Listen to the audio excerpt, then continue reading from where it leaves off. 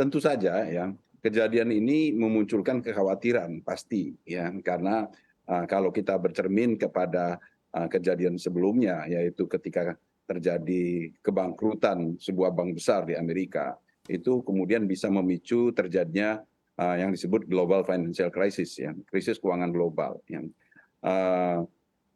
trauma terhadap kejadian yang serupa itu saya kira tidak terelakkan ya.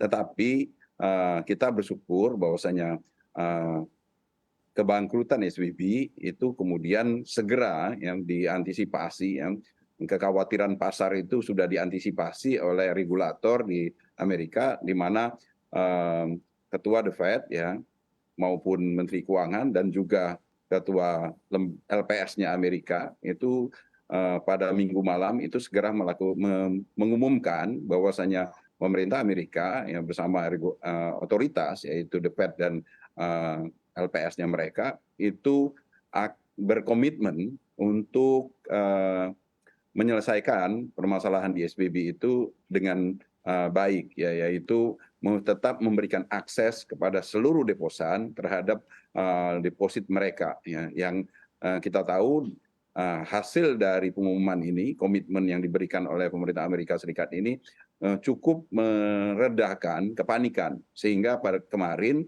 walaupun pasar sempat memerah ya, tetapi tidak berdampak yang sangat besar yang efek domino dari bangkrutnya SVB ini tidak seperti ketika Lehman Brothers dibiarkan jatuh. Oke, baik. Pak Peter, melihat dari segi aset dan juga dana negatifnya, kita pahami SVB memiliki dana yang cukup besar begitu ya. Tapi mengapa untuk dampak sistemiknya sepertinya dan juga sudah diindikasikan begitu ya, tidak akan sebesar Lehman Brothers. Bagaimana pandangan Anda?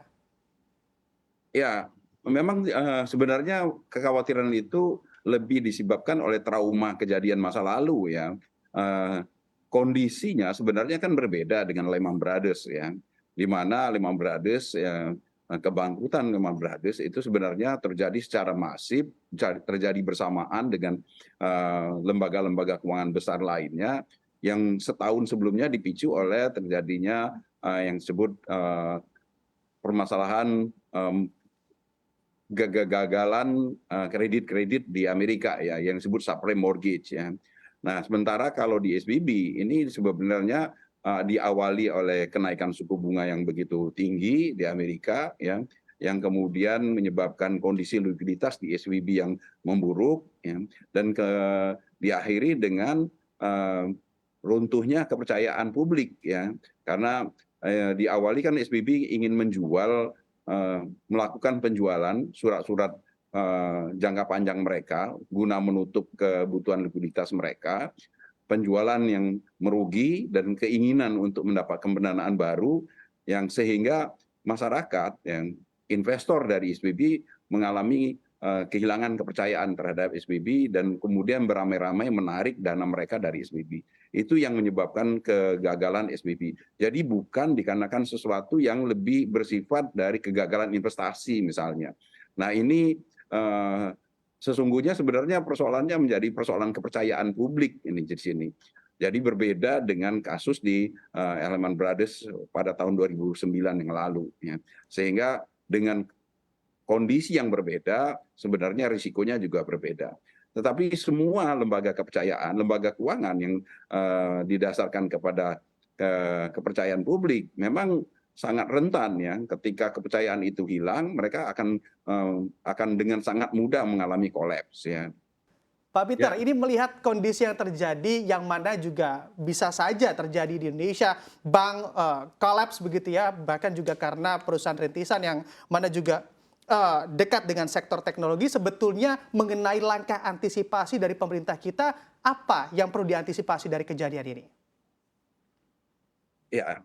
Yang paling perlu diantisipasi ya, karena seperti saya sampaikan tadi, ini permasalahannya di-trigger oleh pertama tingginya suku bunga, yang kedua runtuhnya kepercayaan masyarakat karena adanya krisis likuiditas di sebuah perbankan, di sebuah bank, maka ini bisa menjadi pembelajaran untuk kita semua ya, bagaimana mungkin BI juga harus menahan nih kenaikan suku bunganya ya. Ini mungkin hikmah juga dari kejadian di SVB ini ya. Yang kedua, saya kira kita sudah banyak belajar dari kasus permasalahan likuiditas ya.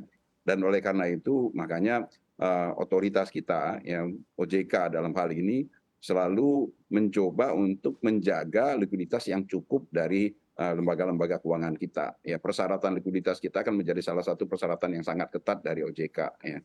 Dan oleh karena itu kalau kita bercermin kepada kejadian pada tahun 2009 ketika global financial crisis terjadi, sistem keuangan kita relatif resilient pada waktu itu. Dan saya kira pada tahun ini juga walaupun kita menghadapi permasalahan di SVB ini, saya kira sistem keuangan kita juga cukup mampu untuk menghadapinya dengan kondisi likuiditas yang cukup. Ya.